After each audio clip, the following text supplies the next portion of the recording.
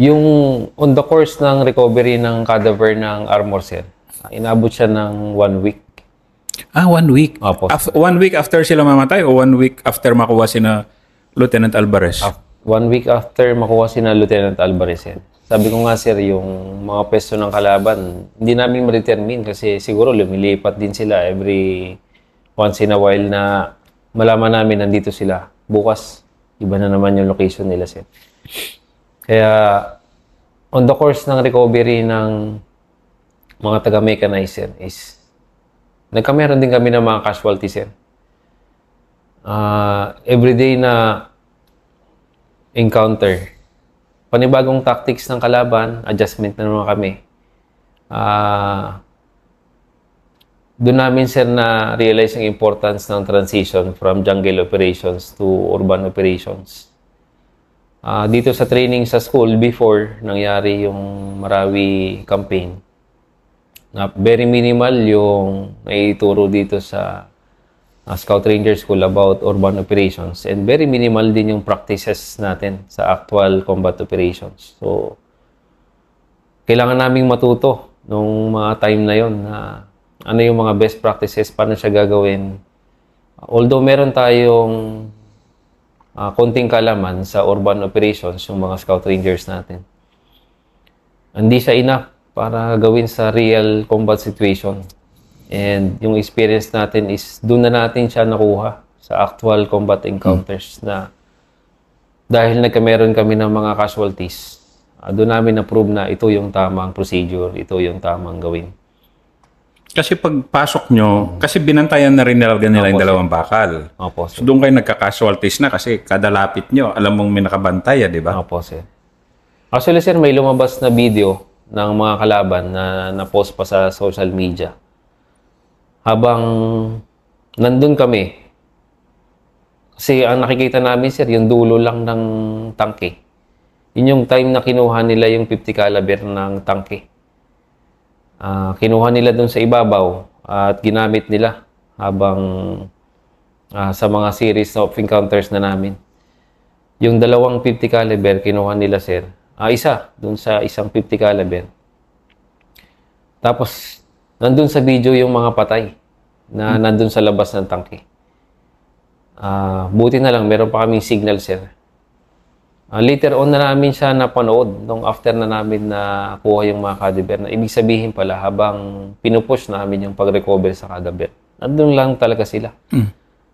Yun yung time na kinuha nila yung 50, sinisipa-sipa nila yung tropa na patay na doon sa baba ng tangke, sir. Ang hindi lang nila nakuha, sir, is hindi nila napakialaman is yung mga tropa na patay sa loob ng tangke. One of the account ng na-rescue namin, yung mismong tangke, sinunog din nila, sir, nandun sa loob yung tropa natin, buhay pa. Napakainit, sabi niya, sir, napakainit. Hinubad ko na, kaya nakabrief yung iba naming na-rescue, sir. Napakainit, sir, naghubad na kami lahat. May buhay pa sa loob ng tangke, sinunog sila. Opo, sir. May buhay pa. Hanggang sa, wounded yung isa doon, sir, sa loob. Before siya nakapasok ng tangke, may tama na. Doon na namatay sa loob, sir. Pero wala nang nakalabas yung nasa loob, di ba? Meron pa, sir. May isang nakalabas doon sa sinunog na tangke. After sinunog, may nakalabas pa? May nakalabas pa, sir, isa. Isa sa na-rescue nyo yan? Isa sa na-rescue namin, sir. Nakabrief na lang siya. Ano daw ang feeling niya nung Grabe, sir. Hindi niya na natiis, sir. Sobrang init daw talaga. Yung ilong niya, sir, is dinikit niya na lang doon sa may gunport para makahinga siya kasi walang usok. Pero napakainit, sir. Sabi niya, parang binabarbecue doon sa loob. Oo, bakal yun. Yun yung isa sa nagpa-realize sa akin, sir, mismo na grabe yung sitwasyon na nangyayari dito ngayon. Patayan talaga to.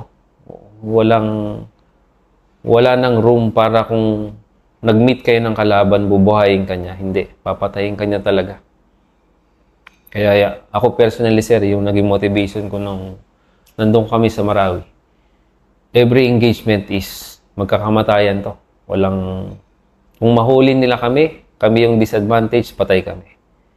Kung sila yung maunahan namin, gagawin na namin yung dapat, sir, kasi wala silang intention sumuko. Yun yung ano namin, sir. Kasi ang training natin dito, ruthlessness naman talaga Opo, dito sa Ranger School. Very ruthless tayo. Pero yun, ano yung nagpaangat pa nung degree ng ruthlessness na sa'yo? Yung makita mo yung gano'n na... Opo, sir. Sa akin, sir, personally, yung ginawa nila sa tropa nung mechanized division is walang kapatawaran yun, sir. Yung nakita ko pa yung video, napatay na yung tropa. Talagang sinisipa-sipa pa nila. Yung sunugin nila yung tropa ng buhay, yun, walang kapatawaran yun para sa akin, sir. Kaya yung decision making ko mula nung nalaman ko yung mga ganong information, sir, at na-expose ako sa ganong sitwasyon, sir. Sabi ko, laban na to. Walang patawad na to kung magsalubong tayo. Gagawin ko yung kung anong tinuro sa akin. Paano ako nag-survive sa field, sa lahat ng encounter na nadaanan natin, sir. Yun yung mga time na pag nagharap, walang hesitation. Buka talaga. Magkakamatayan to. In one of my interviews, sir, nabanggit ko lang doon sa accounts na may time na nag-freeze ako, sir, kasi nag-freeze ako, sir. Parang natigilan ka. Meron ako personally, sir, na nakita, na kalaban, na bata. Saan to? Mga anong... Sige, start natin. Opo, Next episode sir. to. Opo, sir. Opo, sir. Okay. Anong month? Anong kwan na? Anong day? Nasa mid na yun ng ano, sir, ng 5-month long battle sa Marawi. Yung nakakita ako ng bata, sir, na nakabackpack. Ang sabi ko nga, sir, is doon sa unang nabanggit ko is makaka-decide ka kung babarilin ko ba to kasi kalaban to o hindi ko siya babarilin kasi bata to. Walang experience na nagturo sa akin sa loob ng more than 10 to 15 years na okay, ganito yung tama. Barilin mo siya kasi kalaban siya or hindi, ganito yung tama. Huwag mo siyang barilin kasi bata yan. Pero may baril. Walang baril, sir. Pero nandun siya sa side ng kalaban. Nang time na yon, alam na namin, sir, na yung courier nila ng mga pagkain, supply, mga bata. Kasi mag-hesitate kami, sir, na barilin kasi mga bata Yung kumukuha ng pagkain sa mga tindahan, nakabackpack, magdadala ng supply sa mga armed na ISIS-inspired groups is grupo ng mga bata or mga teenager na walang baril. Walang baril. Mga kasama rin nila. Puro lalaki. Mga lalaki, sir. Yun lang yung time na naka-decide ako na hindi. Free na to. Kumbaga sa decision making ko noon is, sige, pagbigyan kita. Ang intention ko noon, sir, is baka sakaling dumating sa dulo, masave pa siya kasi bata yun, sir. Although, radically, doon sila sa kabila. Pagkakataon na magsasabi kung iba naman yung makakakita sa kanya tapos tirahin siya ng iba. Pero sa personal na conviction ko, sir, is hindi. Pagbigyan kita. Yun yung only one time, sir, na nawala talaga yung combat mode ko. Pag nasa combat mode is kill, kill, kill. Kumbaga, violence of action. Yun yung ano natin, sir, training natin. Pag nandyan ka na, pag nag-on na yung ano mo, combat mode mo is violence of action. Lahat ng makita mo, armed, buga ka agad. Split seconds. Kasi kung hindi mo siya patayin, ikaw patayin niya. Yun yung common words natin, sir, pag nandito tayo sa training. Split seconds. Pag hindi mo pinatay yung kalaban, ikaw papatayin niya. So, yun lang yung time, sir, na siguro intervention din na nagsabi sa akin na hindi, palagpasin mo tong batang to. Yun lang yung sa loob ng 5 months, sir, is sa tingin ko, nag-hesitate ako after nun, sir, is habang tumagal yung gravity ng situation, talagang ano kami, sir, nahirapan kami maging selective sa dami ng casualty ng friendly forces, sir. So, paki-explain nga yun. Talagang, di ba, may definition ng all out and then pook. Talagang yun na yun. Opo, sir. Ano yung pasok ng ganun na mindset sa'yo ng mga panahon na yun, na yung dami ng casualties, araw-araw may wounded. Opo, sir. Company commander ka ng pinaka matindi. Ano yung mindset ng isang company commander na at that time na grabe talaga? Yung sa akin, sir, nung time na yon, hindi ko naisip yung pamilya ko, hindi ko naisip yung anong nararamdaman nila habang nandun ako. Ang naisip ko, sir, is yung mga personnel ko ng time na yon. Kakaiba na yung panahon na yun, sir. May cellphone na tayo. May internet. May means of communication. Hindi parehas dati. And kung ako, naisip ko, hindi, i-blackout ko yung family ko para wala silang alam. Pero Wala ka pang anak nun, di ba? wala pa po, sir. Mas mahirap para sa kanila yun, sa asawa ko, sa parents ko, na hindi nila alam kung anong nangyayari. Pero nakikita nila sa news kung anong meron sa Marawi City. Ang inisip ko nun, sir, is as a company commander, bilang tinitingnan ng mga unit leaders hanggang sa pinaka most junior subordinate, is yung composure everyday na casualty ngayong araw, redo bukas, kailangan ulit lumaban, no? Redo na naman siya. Paulit-ulit sa loob ng 5 or almost 6 months sa amin sa 1st Scout Ranger Battalion. Yung everyday na makikita ka nila, nagsuot ka na naman ng gears mo. Suot ka ng gears mo, nagtingin ka ng baril mo, nag-check ka, puputok ba siya? Hindi. Okay ba yung balak mo? Marami pa ba akong kompleto pa yung basic load ko? Before ako humaharap sa kanila, sir, everyday, ginagawa ko yun, sir. Ibig sabihin, combat mode ako everyday. Mina-mindset mo everyday. Mindset ko everyday, sir, combat mode ka. Walang 80% combat mode, kailangan 100% and then some. Wala, sir. Doon namin na-experience sa Marawi, sir, sa loob ng 5 months, na walang lull time. Kumbaga sa basketball pa, walang timeout. Kada tatayo ka, kung nakahiga ka ng gabi o nakasandal ka habang nagpapahinga, kada tumayo ka, suot ka ng gears mo, combat mode ka. Kasi anytime, papasok yung bala kung saan mang butas meron dyan. Nakakapagod siya, sir, kung isipin. 5 months na ganun.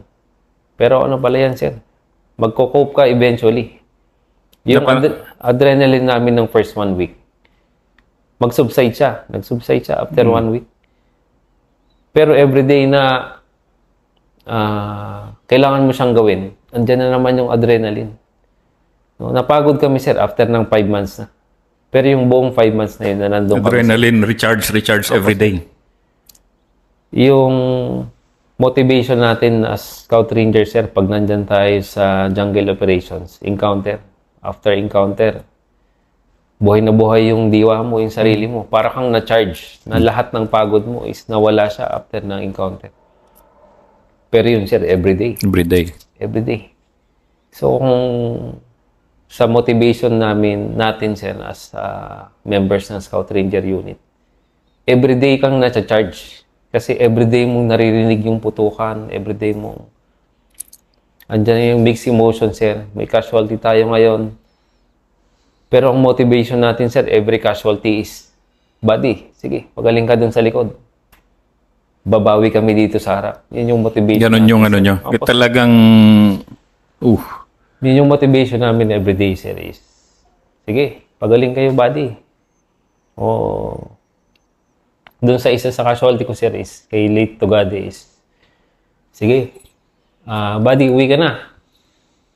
Kami yung bahali sa lahat ng sa lahat ng may dahilan bakit namatay ka. Yun yung sir, motivation namin everyday is, sige, pwedeng talo ngayon yung unit natin, may casualty tayo, may namatay tayo, is may chance pa, bawi kami bukas. Yun yung natin, sir. Kaya pagising namin sa umaga is combat mode kaagad. Anong requirement, anong target natin. Hindi kami napapagod mag-isip ng ganun, sir, kasi ang after namin is makabawi tayo, no? Makabawi tayo. Tapos, after several months kasi, sir, is nagkameron na kami ng scheme para makapahinga yung tropa. So, ang after ko, sir, is every one month siguro, sir, is may pinapalabas ako na teams para makapagpahinga sa likod. After ano na yun? Kumbaga, Ako, sir. mental health na rin nila. And, Mental health na nila, sir, kasi syempre, sir, kapag masyado nang na-stress yung tropa sa combat, medyo bumabagal yung decision making ano niya. Tapos yung movement niya, sir, is ano na rin, nagiging hindi naman very lax, sir, is medyo nagkukulang na sa security consciousness kasi napagod na siya. Yung how he reacts, sir, sa lahat ng situation is bumabagal na siya. So, na-determine ko, sir, na kailangang ilabas muna yung iba, makapahinga, makapag-isip, makatawag sa pamilya. Yung sinasabi ko, sir, gabi-gabi, kung tatawag ka, kahit gabi na, naririnig pa rin yung putukan eh. Hindi mo mawawala yun eh. Kaya kailangan namin dalhin sila sa likod, sir, para makapagsabi sila sa mga pamilya na, oh, okay kami dito. Buhay pa kami. Pahinga kami dito. Yun yung sasabihin ng tropa sa mga pamilya nila. Pero hindi nila sinasabi na 1 week, 5 days lang to, babalik na naman ako sa harap. Yun yung ano namin, sir. ito, tinatawag na ako eh. Opo, sir. Leadership sharpness. Bakit kailangan yung pagka-sharp ng commander nandun throughout the battles, throughout the campaign, kahit malobat na yung iba, kailangan hindi ka malobat ever. Opo, sir. Sa tingin ko, napaka-logical nung ano, sir. Sa isang unit, merong isang commander. Kahit small unit pa yan, merong on top or commander na hindi easily replaceable. Kahit tumagal pa siya at ikaw yung designated commander, kailangan mo mag-act as the commander. Kailangan mo mag-decide na hindi mapapahamak yung the rest of the troops or all personnel na nasa ilalim mo. Kahit anong pagod, kapag tumingin ka sa likod mo at nakita mo kung gaano sila kadami, maalala mo rin na ganyan kadami din yung nag-aantay sa kanila. Ang responsibility mo will radiate not only dito sa mga personnel na kaharap mo ngayon, sa buong pamilya nila, napakadami niyan. Kung isang tao, meron siyang isang asawa at saka 2 anak. Company commander ako. Meron akong more than 100 personnel. Ganong kadaming tao yung sinusuportahan ko. Kaya lahat ng decision ko, whether team man yan na papasok sa isang target or list scout man na sasabihin ko, ikaw mauna. Ang pinaka-minimum ko, sir, is 4 na tao yung pinapasok ko doon. Yung tropa ko na nag-list scout, na pumasok sa butas, at saka yung naiwan niyang pamilya, meron siyang isang asawa at saka 2 anak. Meron pa siyang parents na nag-aantay. Yun yung motivation ko, bakit kahit umabot ng 5 buwan, hindi kita papapasukin dyan sa butas na yan kung hindi ka makakabalik. O kung pumasok ka sa butas na yan, sa area na yan, sa bahay na yan na merong kalaban, hindi kita hahayaan na walang susunod sa'yo para makauwi tayo lahat ng buhay. Kasi yung isang tao, hindi nag-iisa yon, 4 yon at the minimum o 3. Kasama yung naiwan niyang pamilya.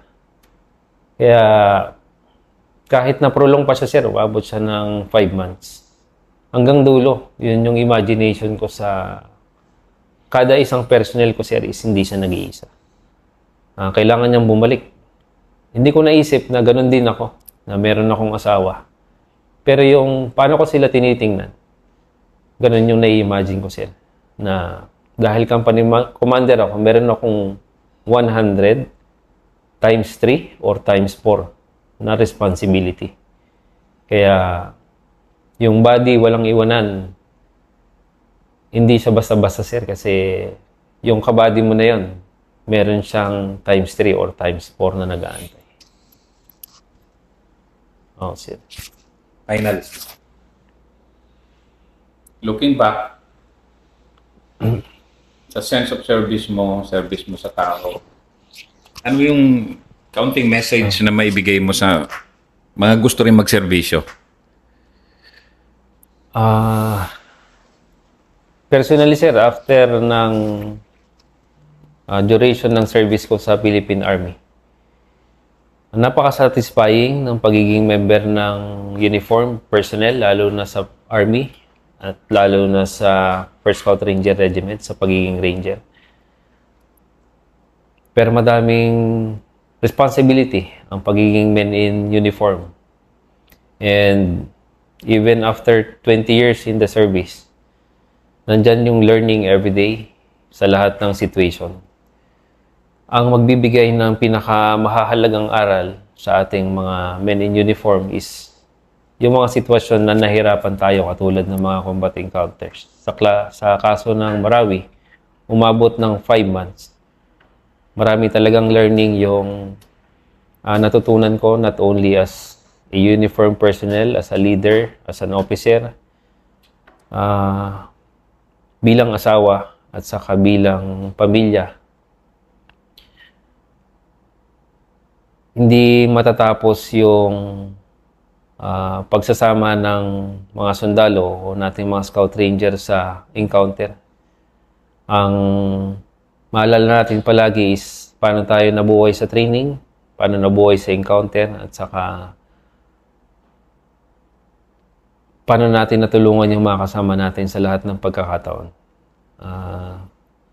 It is very satisfying na whether naka-uniform ka or hindi ka na naka-uniform, kung saan mang sulok ng Pilipinas tayo magkikita, nandun yung pinagsamahan natin na hindi mo na mapapalitan or hindi mo na kaya mo pang ulitin sa mga susunod na pagkakataon dahil nagawa mo na siya. Pero yung mga taong natulungan natin is hindi na nila yun malilimutan. Kada ma-remember nila na kung nandyan pa sa serbisyo, yung mga members ng mechanized armor division,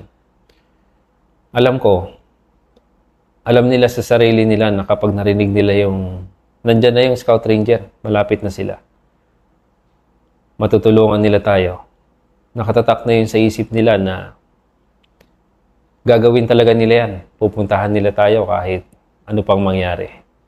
Kahit mapalibutan pa tayo ng 1,000 kalaban at sinabi nilang pupunta sila.